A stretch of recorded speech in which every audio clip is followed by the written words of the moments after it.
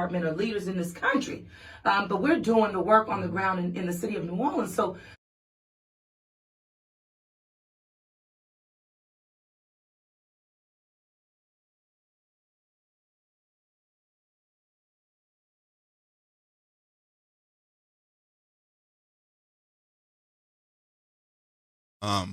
And that's one big thing is that a lot of people have information or want to talk to someone. They just don't know who to talk to and who they could trust. So the purpose of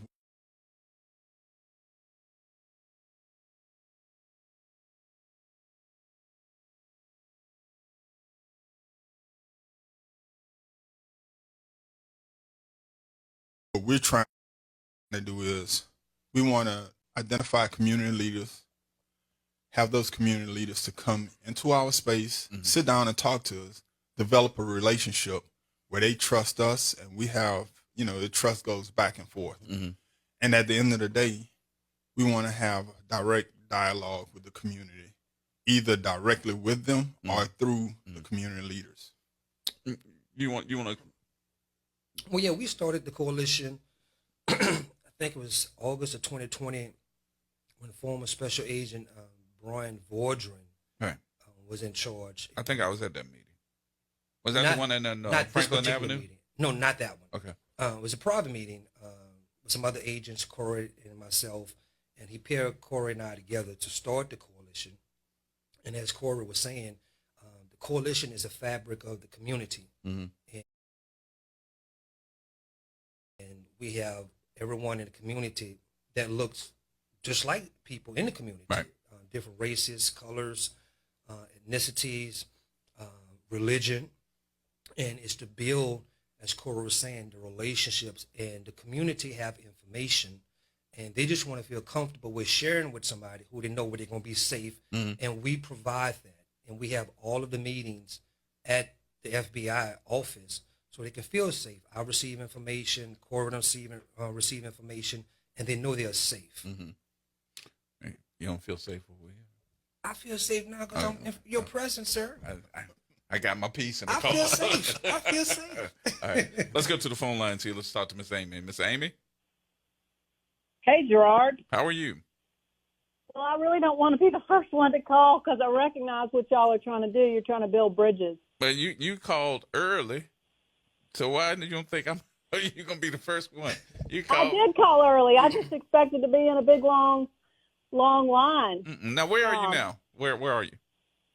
In my house in North Carolina. Okay, she's in North Carolina. So let y'all know we kind of reach a little bit. But you want to give a little bit of your story? Don't tell the whole story because I want you taking up the whole hour.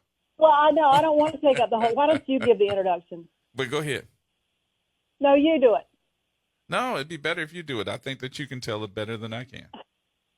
Well, I mean, I'm probably one of the few people who do listen to your show regularly that don't look like you. You can tell I'm a white lady, an old lady.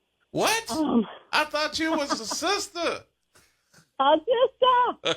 I love New Orleans. I love your community. I love what you're doing, Gerard, and I listen to it all the time. But unfortunately, I listen to you. I found you because I don't have justice.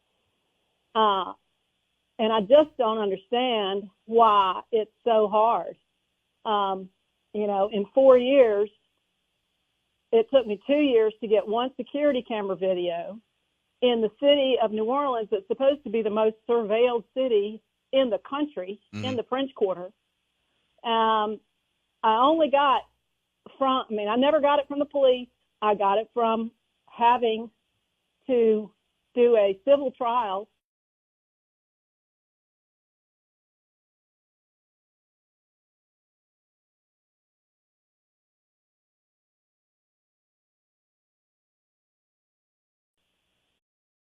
And I have to live in the community where two people I know are responsible for my son's death, not his own fault. People don't jump through solid glass windows on the 12th floor. But I'm 4 years later supposed to believe that. And I started out my hunt there at the FBI on Lakefront Avenue or Lakeshore Drive. And 4 years later, I still don't have anything more than, sorry, ma'am, there's nothing we can do. So you're basically saying you talked to someone from the FBI. Oh, yeah. In the beginning.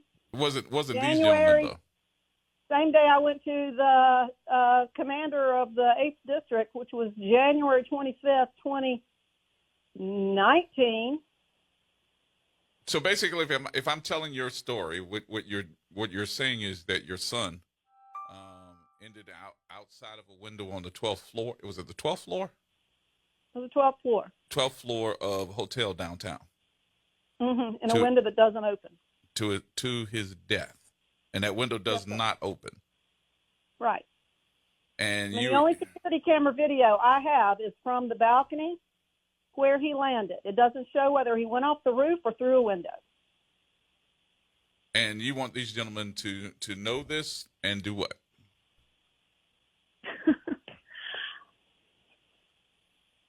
I guess I want to know if there's any kind of investigation going on at all that I don't know about. Being it happened in New Orleans, it would fall under the jurisdiction of the New Orleans Police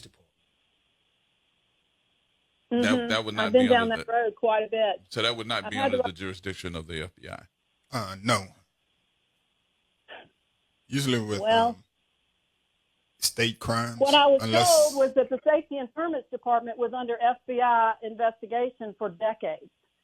So if I'm to believe that Seth went through a window, that is a single pane window, and it was supposedly the FBI was investigating the Safety and Permits Department for decades, you'd think that this death resulting from being in a faulty space would fall under the FBI. Would y'all be here? Y'all wouldn't be investigating that, would you? Yeah, I have no knowledge. Ms. Amy, I don't think that these gentlemen are up or aware of. I didn't know they were under investigation for decades.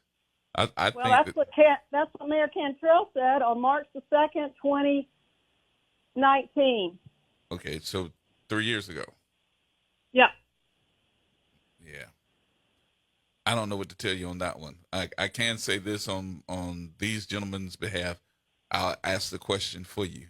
Do you all know of this? No, sir, I don't. It's the first I've heard of it. Ms. Amy? Well,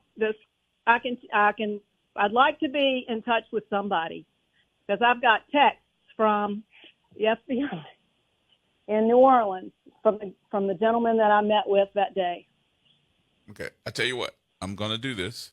Since they are here, before they leave, I'm going to give them your number so that they will call you back or they'll have some kind of conversation because I don't know who you met with from the FBI as well. And I can tell you. You can fill them in. Yep. Okay. I didn't know that you didn't have that. Do you have the person's name from the FBI? Yeah. Okay. We'll get that too. I'm not going to say. Yeah, we'll get that from you. Okay. All right. Thank you, my dear. Thank you. I appreciate you much. Have a good day. All right, you too. Bye-bye. So her son, just to make a long story short, and she was very, I'm talking about Amy. Amy was very careful in what she said and how she said it. But her son ended outside of a 12-story building outside of one of the windows. With this, what she did not tell you was that there was probably, or should I say allegedly, we use the word allegedly around here really well, someone that may have thrown him through that window. And she's been, what's a good word, dogmatic about the findings, and she's not happy about them. So she's been through, pardon the pun, hell and high water, trying to get a lot of answers about the death of her son.